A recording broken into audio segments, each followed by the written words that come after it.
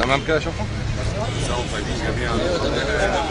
ربنا يسعدكم ونشوف الابتسامه دي دايما بيكم ان شاء الله. فرحانين بوجودك يا فندم.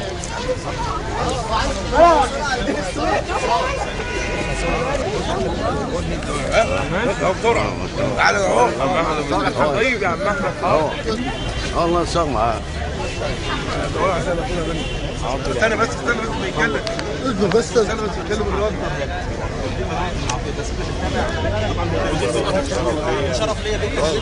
رغم ان ماليش تصريح ان انا اتكلم، لكن هتكلم روعان في الجميع. شرفنا انت وجودك على القناه. ربنا يبارك فيك. ده شرف لينا. وبعدين دي هي سعاده ان المصريين كلهم وانت اثبتت ان مش ذوي الاحتياجات الخاصه، انت فوق كل الاحتياجات، والقناه دي تعتبر فوق كل الاحتياجات لانها هي اثبتت وجودها النهارده. تعالى بس اوعى صور يا ابني مع الباشا. صورت بسط. متشكرين وربنا يسعدكم جميعا. ودي سعاده القوات المسلحه ان احنا نلاقي كل الشعب المصري جاي يبدي رايه سواء نعم او لا. دي معناها كبير جدا عندنا. معناها في ايه؟ معناها ومغزاها ان الشعب المصري بقى له كيان وكرامه وراء يدافع عنه. يبقى اذا معنى الكلام ده ان هو ايه؟ ان هو هيبقى بني ادم وانسان مفعل جوه هذا المجتمع، هيبقى له دور رئيسي، وهي دي اهم حاجه احنا عايزينها. ربنا يبارك فيك. نشكر الست اللواء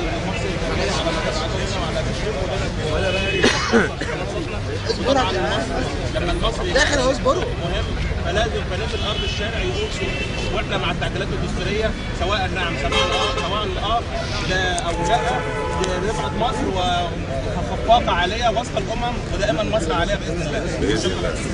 وبعدين بقى يعني سيدنا يوسف طلب من ربنا رجاء ان هو يتمكن ويشرف ويدير خزائن الارض. ايه هي خزائن الارض؟ حطوا على مصر، لان مصر دي هي فيها الخير كله، وفيها خزائن ارض العالم كلها هي موجوده عندنا في مصر. وبرضه ما نخافش من المستقبل كويس ان شاء الله. سيدنا عمر بن الخطاب بعت له سيدنا عمرو بن العاص رساله بيقول له ان الاخوه المسلمين بعد ما ضموا على الاسلام طلبوا منه ان هم يهدوا عروسه، اجمل عروسه عندهم للنيل وقت ما الفيضان جاب.